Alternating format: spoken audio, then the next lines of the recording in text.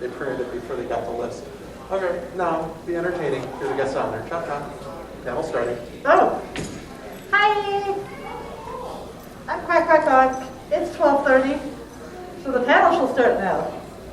And you're better. I've never done this before. So I don't know what people want to know or don't know about me. I've been doing furry cams for about 12 years as attending, and I want to say 6 or 7 years as an artist now. Can you hear me okay? And I do have a degree in graphic design. Which is not art. Yeah, which is not really doing artwork. Like there's an art class. One. Art class. So that's just something I developed separately. So I don't really have an art degree. I have like a degree with like arranging stuff and such. But what do you guys want to hear from me?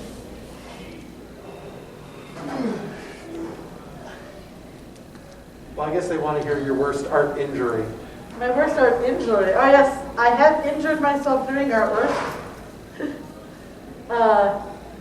As I said, the worst one is I managed to land myself in a neck brace for 2 weeks because of coloring. I had a piece that really, if I paced myself correctly and made sure I stood up and stretched and got water, would normally take me about 40 hours to do, and I had 25 hours to do it. So I like buckled down and just went gung-ho coloring and managed to cramp a muscle in my neck badly enough that they had just like squirt lidocaine directly into the muscle. So I definitely, to all the artists everyone knows out there, make sure you always stretch, get your water. It's better to be a few hours late than be at the hospital. Well, I mean, we get to commemorate that one forever because we have a picture of you winning that prize with your neck brace on. Yep. I was at an outdoor art show that weekend, and I was wearing the neck brace all weekend, and I won like a honorable mention prize. And yep, the picture in the newspaper of me wearing a neck brace holding the ribbon. So it is most definitely something I will never forget. But most people don't think that you can actually hurt yourself with colored pencil. Well, certainly not that bad. Yeah. I mean, you've managed to cut your nails off with X-Actos. Yeah, but that was just a trim. Burn yourself with, hot glue guns, but I think that's everyone. Everyone burns themselves with a hot glue gun. You get you go to touch the glue to move something just right so that it's in the right place and you get it on your hand and that stuff sticks. Yes, that's why it's hot glue. I know. But, you're not even expecting it to come away on your hand. This is why I don't use super glue.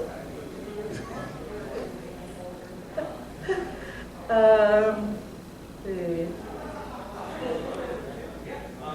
So, why did you start drawing? So I never had to go back to work retail again. Because I have awesome timing. I have 2 college degrees, communications and graphic design, but I managed to graduate during recession time for both of them. So I graduated in 2000 with my first degree, and the week after I graduated, the tech bubble crashed. So I didn't even have a cell phone yet. And we were driving to California to where we had jobs waiting for us. At each stop we'd stop at, we'd see a newspaper talking about the tech bubble crashing, but they didn't call it that yet. It would be like millions lost job in tech industry and things like that. And each stop it would get worse and worse and worse. And we get to California and everything had just gone poof. There wasn't even anyone to ask about the jobs we were supposed to have. The companies just folded up. So we stayed for a week and we drove back to Michigan. And it was a wonderful vacation because we stopped at everything along the way. We just decided that if it said world's largest ball of yarn, we were going to see it. It was never happening again. Yeah, we were going to drive to California and back again. So we've got pictures in front of the world's largest thermometer, which is in front of Death Valley at a Greek restaurant. It's a pretty good Greek restaurant. Yeah, I really like it. I wonder if that restaurant's still there. It's really good. It is, but it's in the middle of nowhere. Yeah. No reason to go there, but it's super tasty. So glad that was there too. Well, yeah, that was the last gas stop before we crossed Death Valley, and that was not fun at all. No. Our car was not set up to cross Death Valley with all of our worldly belongings in it. It was a Ford Tempo. And you managed to put all of your worldly belongings into a Ford Tempo. It doesn't want to go far or fast. Or over bumps. Yep. But that is where we did figure out that I cannot go anywhere without seeing someone I know. That is true. Because we stopped at a rest stop around Death Valley. It was in the desert. It was in the desert. And there was someone leaving the rest stop, like we were leaving the actual bathroom portion as we parked from my high school in Michigan, and we were in Utah? I don't remember where it was, because all that blended together. I mean, that was like a rest stop. It was a concrete building. It had 2 toilets. Everywhere was warnings of scorpions and rattlesnakes. Yep. Like, when you sit down, check the seat first. And you're like, I don't want to sit down anymore. And there was the obligatory post with a raven sitting on it. Well, in shade, I mean, it had a sort of pergola for about 2 feet by 3 feet. So one person could nicely stand next to the raven. And yet, middle of nowhere, there's not another car we hadn't seen, and another car for hours. And there's someone coming out of the restroom that went to my high school. Crazy. I can't believe you actually knew them. Yeah. I mean, my high school had 5,000 people, so the fact that I knew them was amazing. Well, why didn't you want to go back to retail? I mean, you loved it so much. No. Never, ever. The whole reason I got a college degree was to never work retail or fast food again. And then I graduated at the worst times ever. I did like all of the advertising agencies dying 2 weeks after you. Yep. All the advertising agencies in Michigan folded up, and only 2 of them are still around. But it used to be just this entire section right over by the college. They used to recruit like on campus. And then it went to two large advertising agencies. Everything else is done in people's basements. And it's great if you want to, I can't figure out how to explain it. Well, I'd say if you wanted to be your own boss, but then you became your own boss. It's not even that. It was, at the time, everyone was new to being their own boss, so everyone was taking the lowest amount they could work for. Yeah. So it was definitely a lowest bidder situation. Yeah, and being the lowest bidder is not a good way to make a living wage. So instead you decide to draw art, be your own boss, and then make yourself work 40 hours over a weekend? I mean, we got married, I have you. Okay, so you decided to make me also work 40 hours over a weekend, but that's not the point. So You know I'm a quack quack honk, but this is my husband's silence. And without him, quack quack honk is not a viable option because he does all of the prints and the computers, and I just put art on page.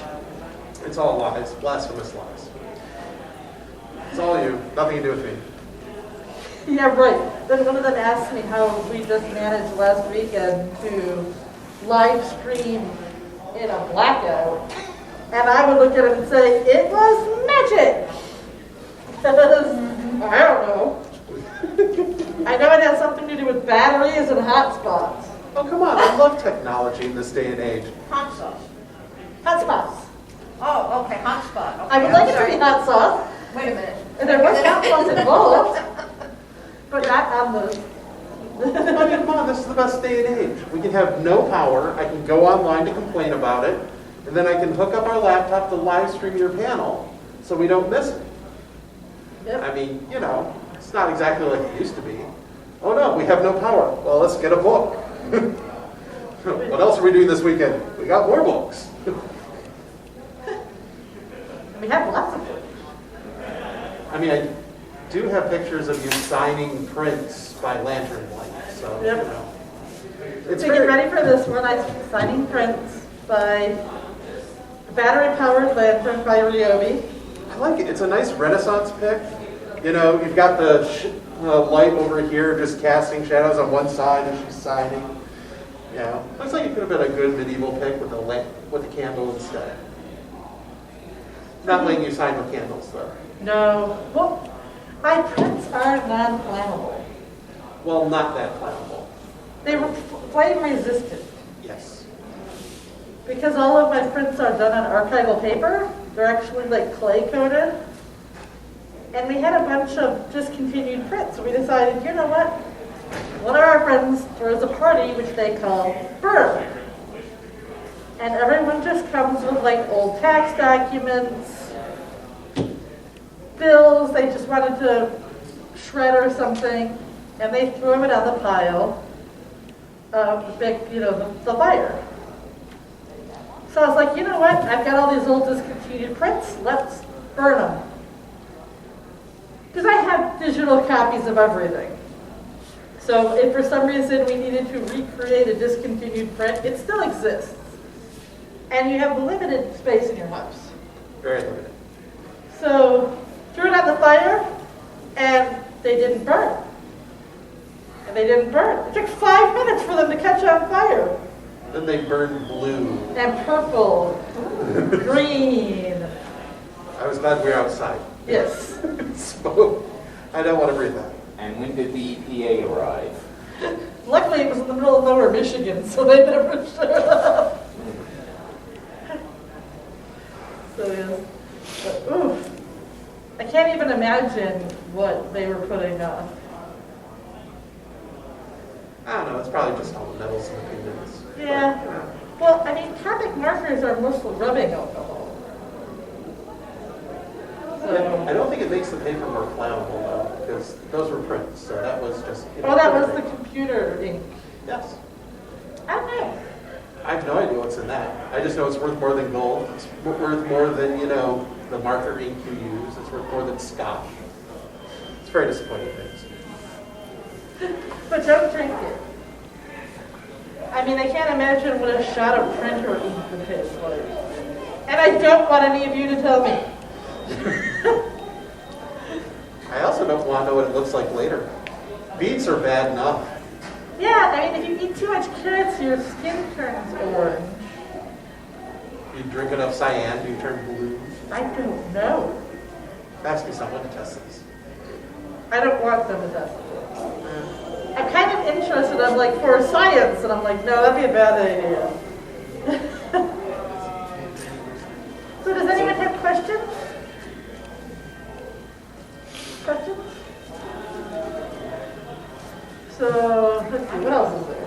Why don't you talk about markers? Since you like talking about markers. So my primary medium is Copic markers. It's a popular medium in furry fandom. So a lot of you probably already know about them. But one thing most people don't know is that you can actually fill them by weight. So I have a small jeweler's scale, and I weigh them and fill them by dripping in the ink. But it looks like I'm getting ready to do drugs whenever I'm filling my markers. Set up your little scale, put on your gloves. Yep, because if you don't put on gloves, you're gonna like get the black ink or the red ink in your skin, and it's not gonna come out for a week. It's only the red ink I think that really does that. The black's okay, but that red. You know that by experience, right? Yes. Yeah. Oh, the best one was one of the red ones exploded on her and like ran down her hand. It looked like she just had the world's best bruise right across it. I'm like, what did you do? She's like, I was filling markers. But where were the gloves? I didn't wear them. I didn't feel like it. Or when you dyed your fingertips blue, and when, oh no, my fingers are turning blue. And then I was like, wait. That's it. Okay. But you know, Pants did that once too. I got a new pair of jeans and I washed them, but apparently the pockets hadn't been treated for color safe. So whenever I put my hands in my pockets, they'd get just a little bluer. And throughout the day, my fingers were getting more and more blue. It took us forever to figure out that that was the Pants. yeah, the pants. You're not supposed to use the pockets. They're decorative. I know they're women's pockets. They can what, hold a lipstick? Did you have any questions? You were saying something? I have, and I probably know the answer to this, but where do you get your inspiration for your characters and your critters that you draw? Well, it depends on the piece, but I keep a list of everything people ask for. And then when I can't think of just something I want to do next, I look down the list and I see which one kind of like pops a picture into my head. And I go for it.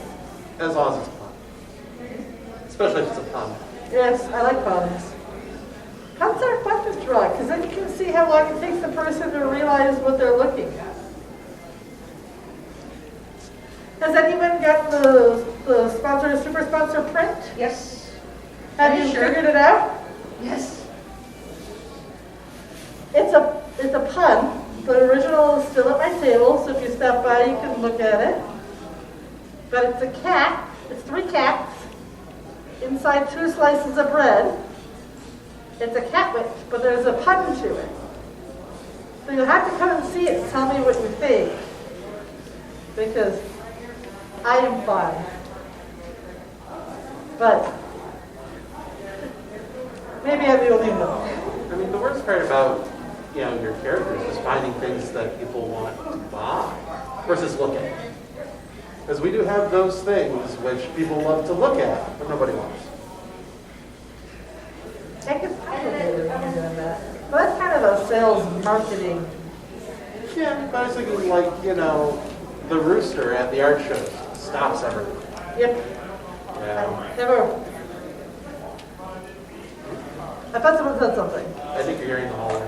I probably am. I have hearing aids, and so they don't always pick up the sound in the right location. Sometimes I can't hear anything like here, and I can hear things like way. It's crazy.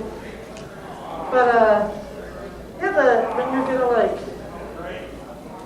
sell things, you gotta know, you gotta figure out your audience. But I put a rooster because everyone wants pigs and cows and roosters, or at least they always say they want pigs and cows and roosters. Yay! See, he's got a lovely cock on his shirt. Indeed. It is a lovely cock. I like the blue-footed boobies. Yes. Those were good. And so I got the rooster on top of a bunch of gummy worms, and I call him Early Bird. And it's always up on the wall at the art shows, and people stop. Look at the rooster, look at the rooster. And then they leave. And you're always like, you can take him home with you. but alas. So it's always hard to find that medium between selling it, Right. getting it.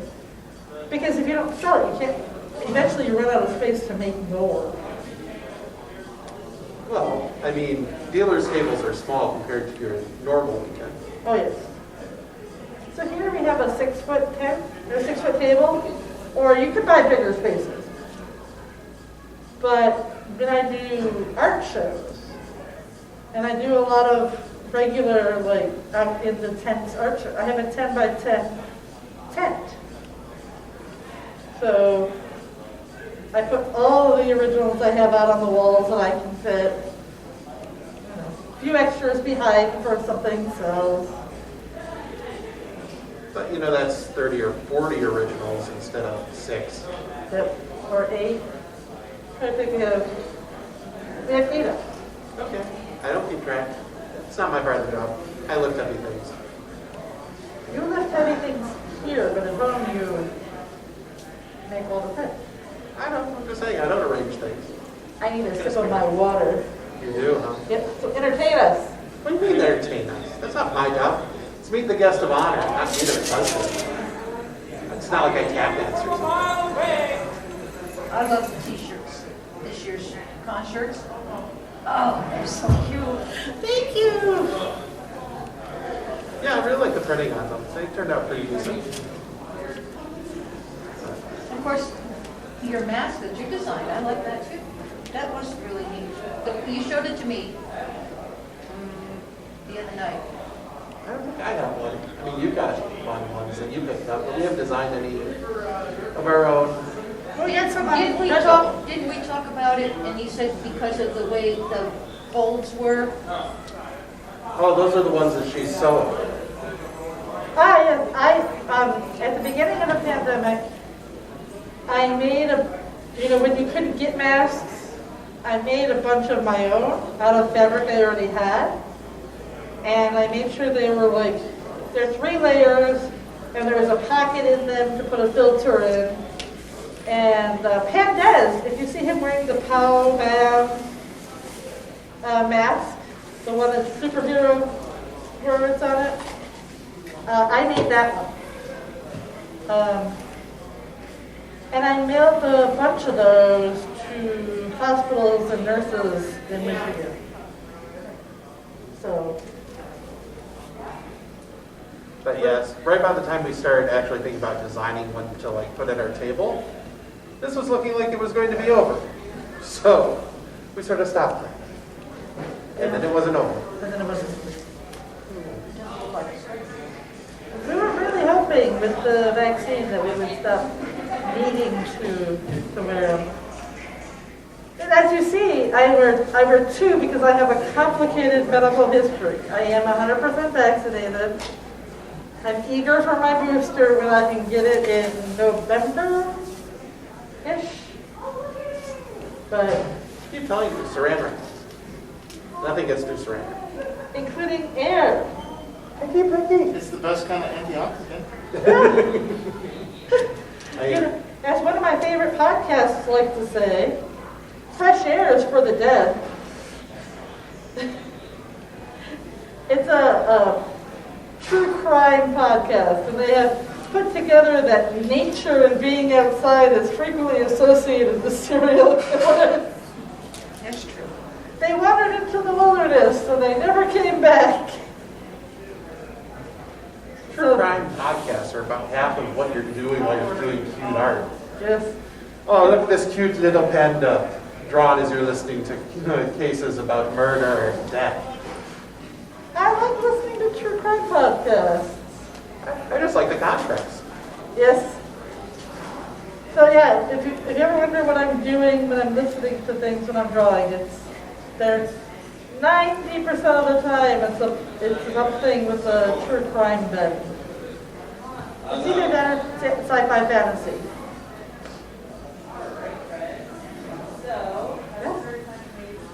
Because I enjoy listening to books on my hearing aids because they're Bluetooth. So. If you need hearing aids, I highly recommend Bluetooth hearing aids. Because then you don't need to get like big headphones to wear over top of your hearing, you know? Because you can't use earbuds with hearing aids. And you don't want to be taking them in and out and placing them places and end up losing a hearing aid. So. And then you can be at a family party. And if you don't like the person you're talking to, you can just start playing a book over them. Or turn it down. Turn down the hearing aid when the niece starts crying. I still say that's cheating. Oh no, the baby's crying. Really? What are you talking about? It's fine. They're great. Hey, if you're going to have to deal with hearing loss, at least you should get a benefit. You guys have any other questions? Are you enjoying this? Well, then walk out on us. I mean, No one has. No, I should do. Oh, I did that last night, and somebody said, what are you waving at? I had to explain the meaning behind the little... It's clapping. It's clapping in ASL. And I'm learning ASL. I'm not fluent by any stretch of the word, but I figured I'm in my 40s now, got hearing aids. If I make it to my 80s, I might need sign language. So learning is good. you're not going for the cyberpunk future, just, plug in your giant, Probably not. I'll probably be allergic to it. I thought you just forget to charge it. Well, that too. I mean, that's a backup battery to hold it. What, with like a little card on your walker? Yep. Couple car batteries, a jumper cable. Yeah. Embrace the tech. I may not remember what it's called, but at least I can use it.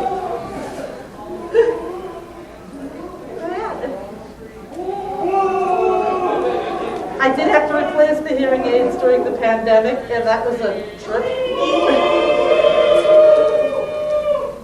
They started a howl. I don't know. I don't They're think it was trying actually- to, it's not working. It's too early for a howl. What are they thinking? The moon's not out yet. Or I hope the moon's not out It yet. better not be. It's only one. I mean, Maybe you'll have to talk to them about paper. Take a nap while you do that. paper is not fun. No one wants to hear about the paper other than it doesn't catch fire easily. That's my paper, not your paper. True. I'm sure your paper catches fire. I don't know. I haven't tried. I think. Yeah, no, it's all probably going to catch fire. Just have reams of paper. Well, at one point I had so much paper I kind of put them in a second space so he wouldn't know how much paper I had. I ran on the spot in the one floor. You were hoarding more art paper? It was different art paper. Different how? It was a different shade. One of them was a different thickness. One of them was for markers. One was for drawing. But it's important to have the right paper. Yes, but you have sketch paper, you have watercolor paper, you have marker paper, you have finished marker paper, just in case you didn't like the, just really good marker paper. You've got colored paper, because you've got the black ones, you've got the tan ones. You have the tiny little cards that you don't draw on. Well, we got those on sale to see what they were like. I just didn't like them. Sketchbook paper. They're fun. I'm just going to restrict you to UFO paper then. No, Polyester paper all the way. nothing, anything with the UFO paper. It is not paper. Paper. It's basically wrap sheets again. of plastic. Pretty much. I mean, I love the fact they call it paper. And it's recommended for markers. And markers do not in any way actually color up. Well, I mean, They puddle put the up. color They're tiny. on it. No, they puddle up. They stay on the surface. It's like drawing a Monet with marker.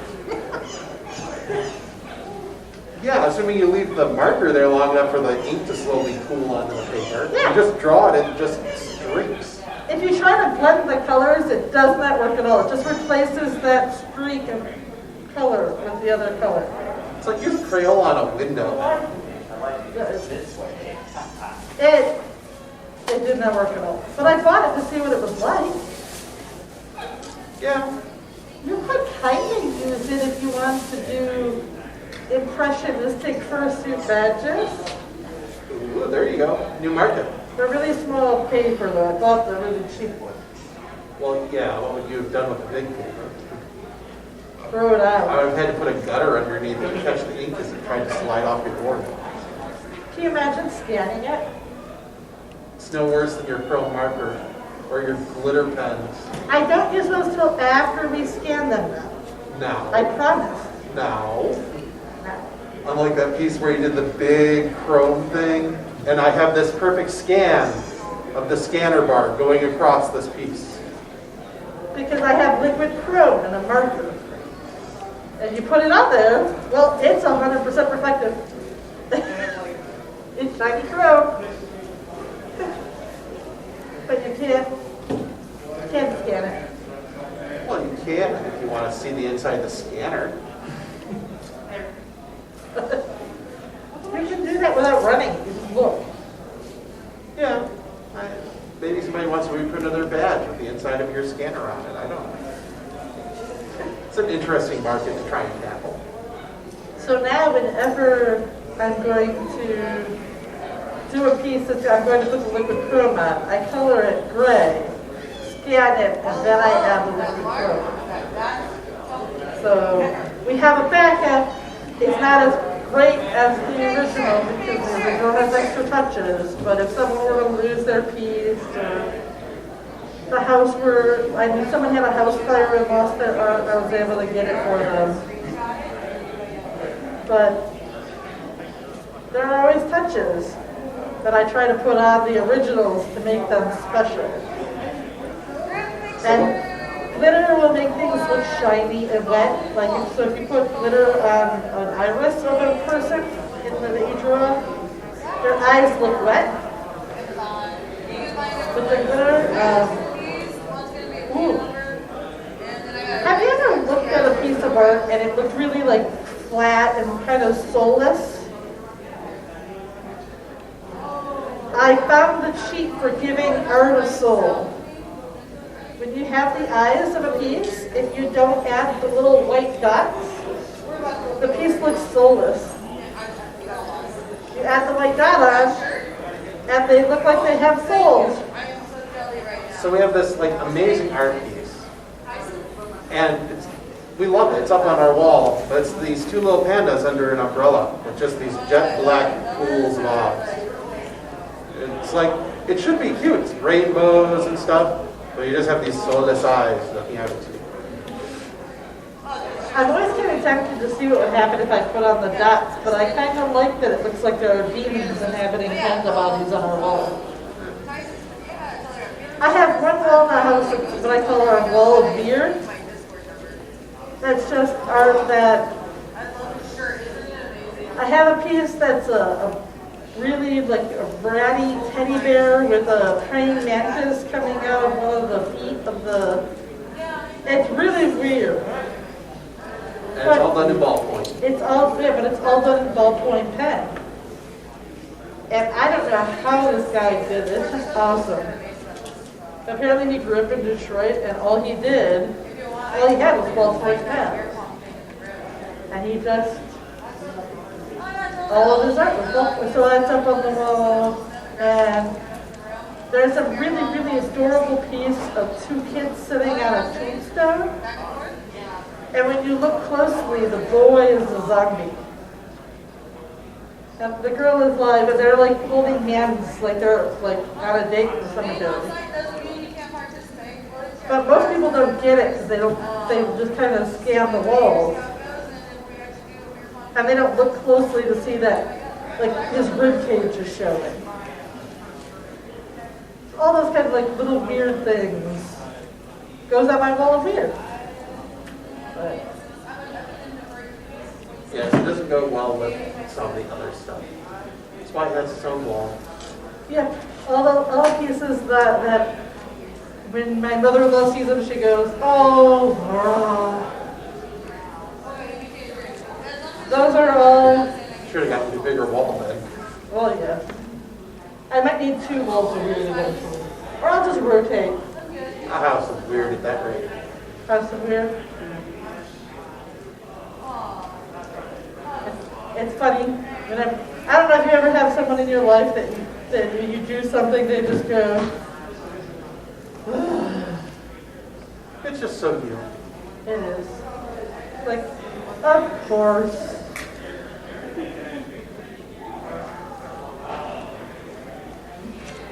Have we thought of anything? I don't want to miss questions. If anyone has any, just be like, because I'm trying to think of bizarre things. What do you guys like in art? Sorry, I forgot to turn it down.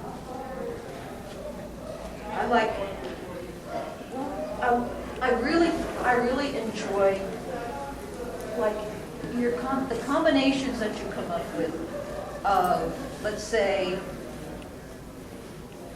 I think it's a mouse,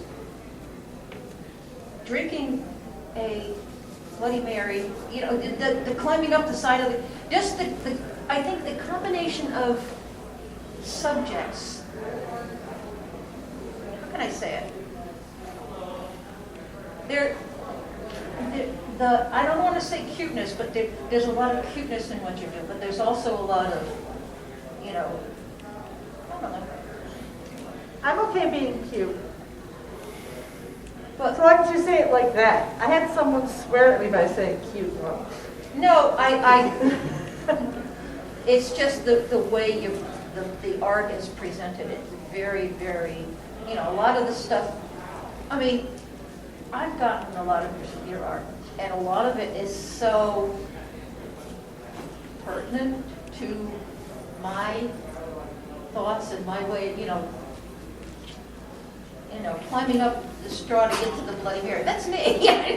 You know.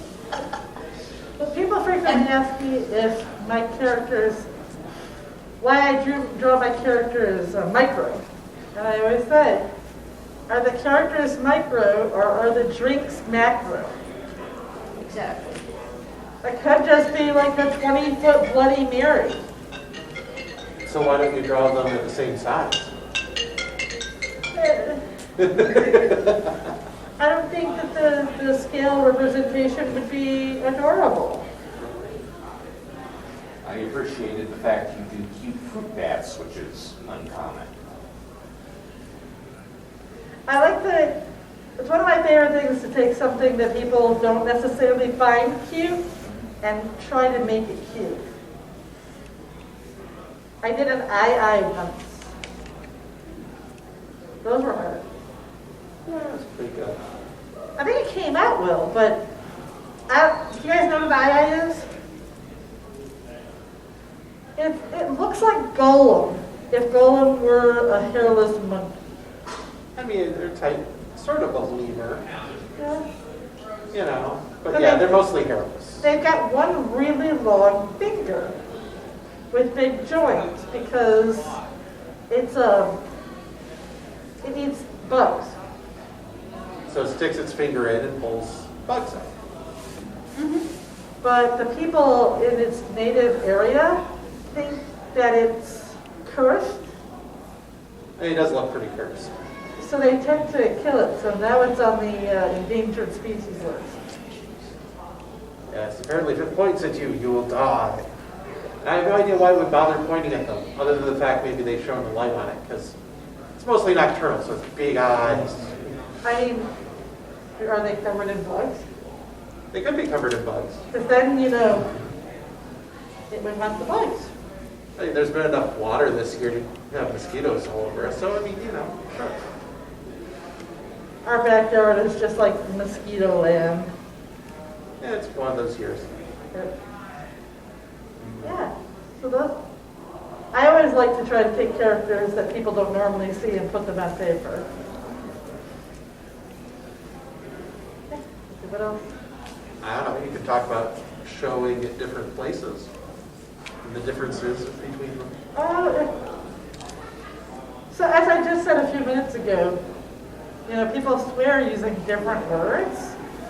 And it's always really interesting seeing what they come up with because most people are going to come up to your table, even if they don't like your stuff, and actually swear at you. That takes a special kind of person. I've never seen them at a fur camp.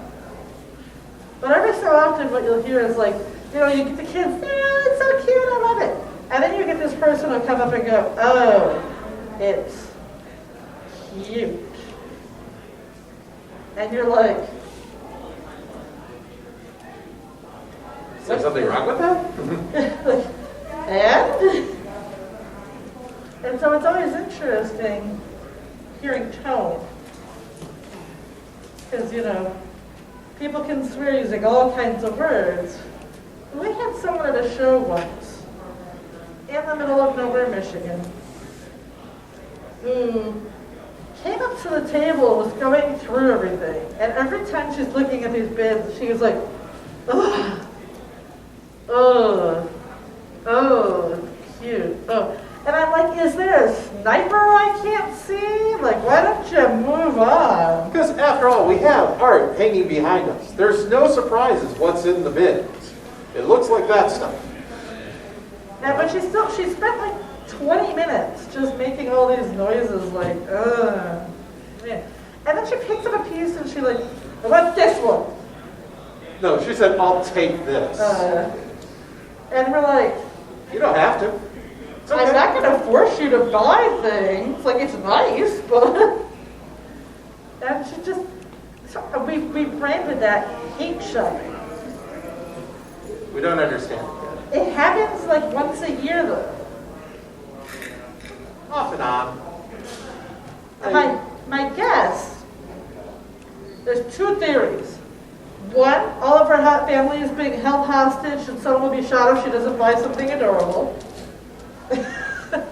Or she wants something for her niece or nephew or someone that she knows will like it, but she doesn't like it.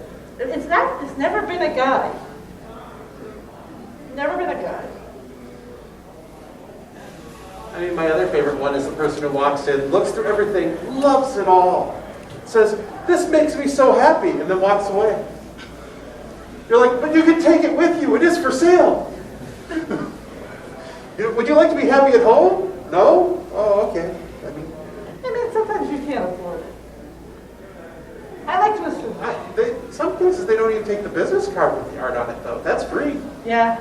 But you have, like I said, the business cards, your bookmarks, things like that. You could still have a piece of art and not have to spend a lot of money. We did have to discontinue the bookmarks this year. Oh, no. Yeah. It was sad. They raised the price of the ink and the paper. And the laminate. And the laminate. And so it was no longer cost effective. But we were looking at other options. I'm thinking of presenting just a few bookmarks instead of one of each type. Yeah, but we can still order a bookmark and maybe like laminate it ourselves. What we could do, there's some people, Well, we just haven't decided yet. we haven't worked it out. Honestly, getting ready for shows, because we've done virtual ones before this, has just like wiped out our creative thinking. Went, quick, get everything back together. We need to do more virtual shows. Then we need to do live shows. Oh no, we have to put things in printers. So since we do art shows and anime shows and comic cons and fur shows, it's a very different sort of dynamic. So the largest furry convention, MFF, is right around 12,000.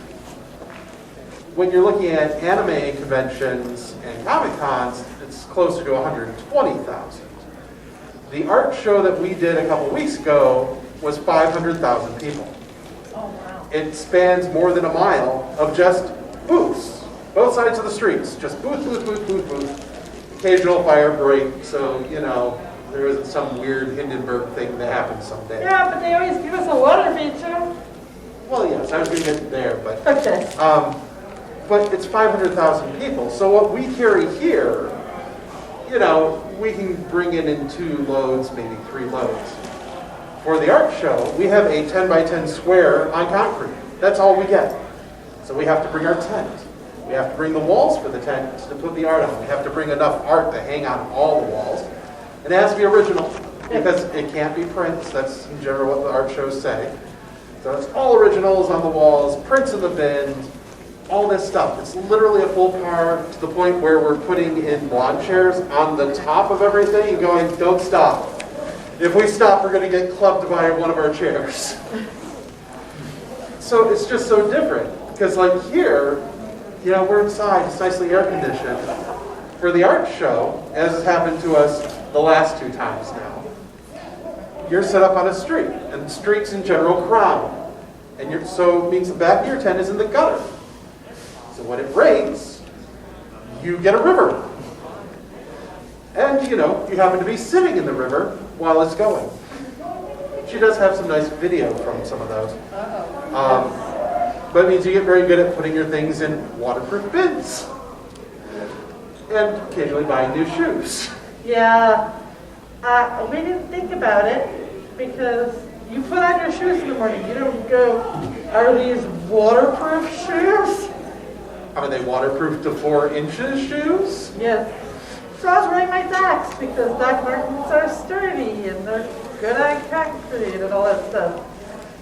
And then the water went over the tops of them. Oh my God. And there's a tongue. So of course the water went into my shoes. And I had to go buy some sandals to wear because my boots were soaked through. And our friend who was manning the tent with me, she had taken off her shoes because they were also soaked, and she'd set them a bit out of the gutter, and then the water got high enough that her shoes started to float downstream. So we had to catch her shoes before they left the tent. And then she had also got sandals too. Because you're not thinking like, oh, I'm going to go stand outside all day. What do you want to wear? Flip-flops. So you don't want to wear flip-flops on the... So the worst part for us is we have, after all these shows, and so we started with a pop-up tent. Yes. Chintzy little 10 by 10 pop-up. That was sort of so-so. So we got these stability bars for the bottom that keep it from twisting and creaking to the point where we're hanging on to stuff. And that was okay until one show, all of the seams on all the zippers on the walls flew out at once. So we had to buy new walls for it and went, oh, we need a sturdier tent than this. We got a slightly sturdier pop-up. And then we got, the walls for it, which made it a little better yet. But still, that one eventually got a little too creaky. Because nobody comes in the tent when it's going, like, we know it's not going to fall over, but you're not going to take my word for it. I gotcha. So now we have a very sturdy art tent, which weighs like 150 pounds, which only sucks when they tell you, oh, you can drive up, no problem. Then you get there, oh yeah, you just park here and go about a quarter mile that way. And you're It like, weighs 150 pounds. Oh, it's no problem, other people are doing it. Yeah, I get that, but it's 150 pounds. it's always so crazy when they do that, when they're like, oh, you can just park all the way over there. So who's going to carry that? Because that's all steel pipe. Yep. Steel pipe and extremely heavy bottom. Yep. Which I do recommend. I mean, this thing will probably survive the apocalypse. Maybe not that much. But it has outsurvived many of our neighbors' tents, which is the very, very funny thing. Because what most people don't think about in the outdoor arena is that there's going to be one bad day. It probably won't be bad every day. But there's going to be at least one bad one. But because the art show, the outdoor things, they're not doing like paneling and all this other stuff. So the only thing that people are coming there for is to buy art and look at art. so it's got a little bit of a leg up in that way, because then you're only doing art. Well, it does mean if it does rain, the people that come out, they are there to buy. Because you're not going to walk through a torrential downpour for funsies. But we engineered our tent for it. Yes. We bought a clear front. It has a little door that opens in the middle so people can look in and come in out of the rain, so we can use our best sales tactic ever. It's dry in here. That has sold more art than I care to admit. Like, oh, well, I guess if it's dry in here, I'll look at things. Like, awesome. That's all it took. I mean, I have towels. Towel? You want to buy art? Towel? But Yeah. yeah, I mean, there's always a rough day. Yeah. And we have engineered around it, but Well, and a tough day doesn't mean a bad show. If you have a tough day, you get up the next day and you smile again, because that day could be awesome. But if you're still stuck on yesterday, as long as they're not sticking Disney stickers to oh, sand dollars with musical youth boxes on the back, those were great. yes, there is a much difference between an art show that actually looks at who's coming and chooses their people and selects what will be sold there, and a show that doesn't really care what you're going to sell. Like, if you just sign up, there's no like You'll process. pay your space fee. Huh? You'll just pay your space fee. and Yeah, that's it's it. your space fees. You're good. First come, first serve. That's how you end up with walking in and finding that someone has selected $10 and Disney stickers and put a ribbon on them to hang from your Christmas tree. They sold. I'm sorry. I don't get it. That was the most frustrating part about that show, was those sold fairly well. I feel sorry for whatever kid got a sand dollar with a sticker on it for Christmas. The Christmas ornaments made out of dollar store things hot glued together sold pretty well. Even the guy who did coasters out of granite countertops, not cut out coasters out of a granite countertop, but broke a granite countertop, took whatever random shard, put a sticker on it, and called it a coaster. He seemed to do okay. Our art, no, we got, We sold a book art. That was it. yeah. One book art. 3 days. And constant, do you have Mickey Mouse? Like, no. Disney hurts people. We don't tread on Disney. If I sold Disney stuff, they would come after me. I don't.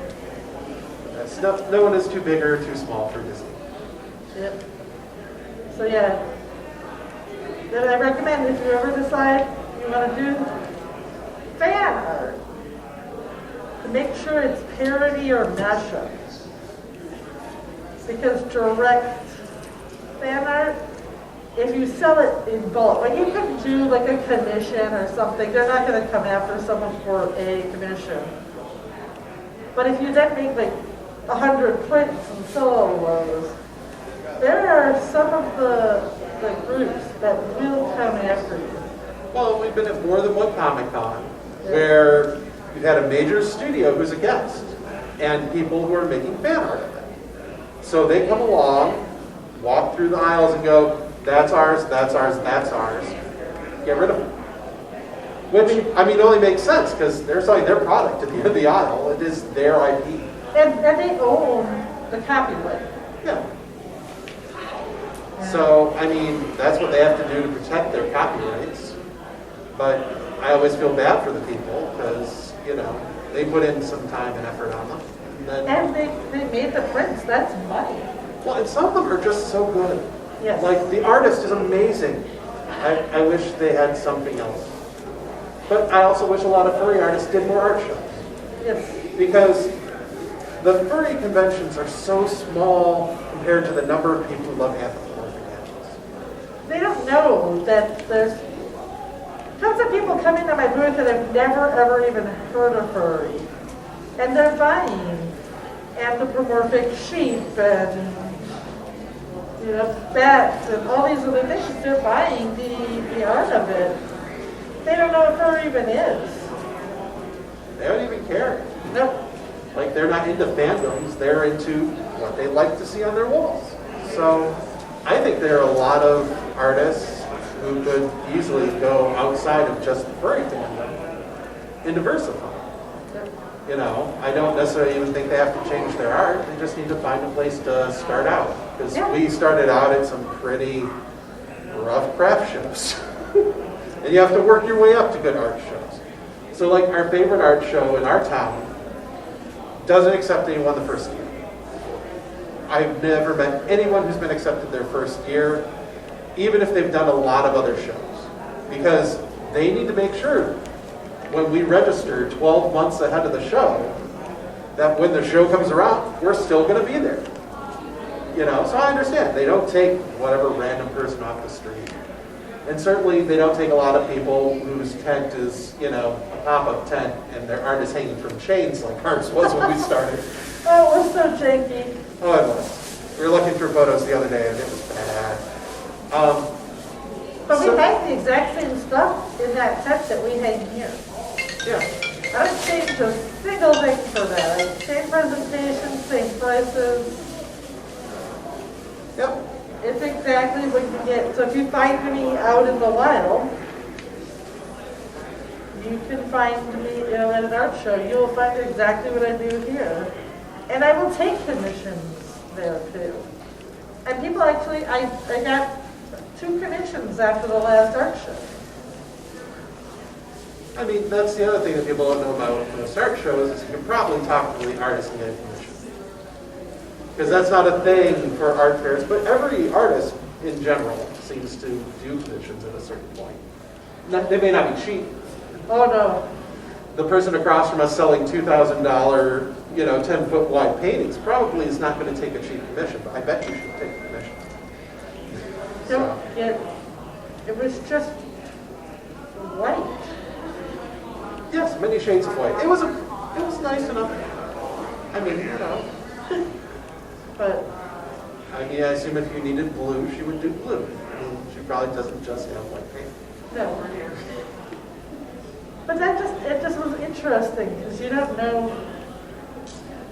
We had so many different things there that when I saw it was crazy. But they're probably not into marketing. I don't need to be into marketing if I have to sell one painting a show. Well, true. But still.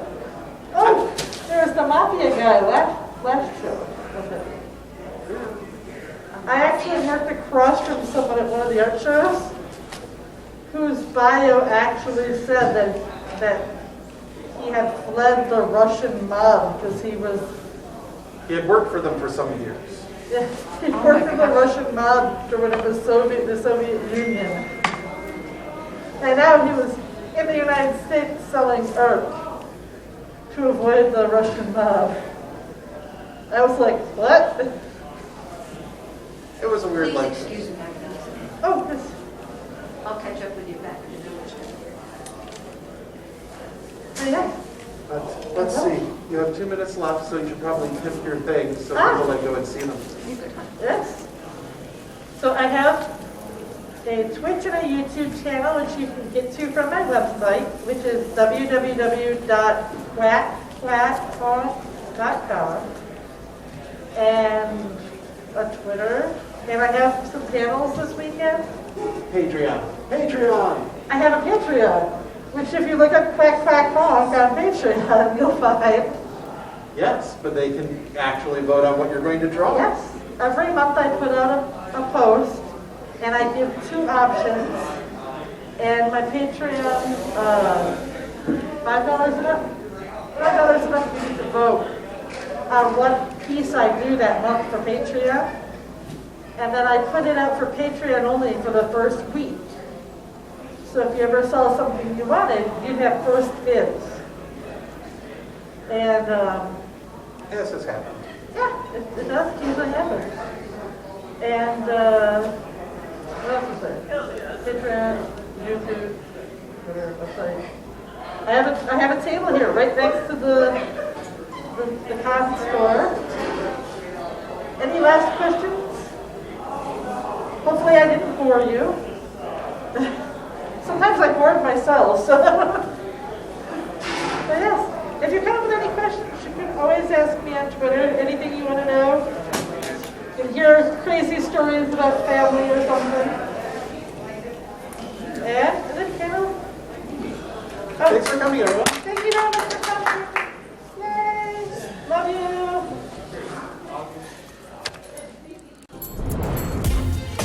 Silver Gato Man, he bought me a coffee. Silver Gato Man, here is the song for thee. He likes to video all the panels at the cons. You should go and watch them whether they are short or long. Silver Gato Man, you video that's not a jibe. All of you go to his YouTube channel and like and subscribe.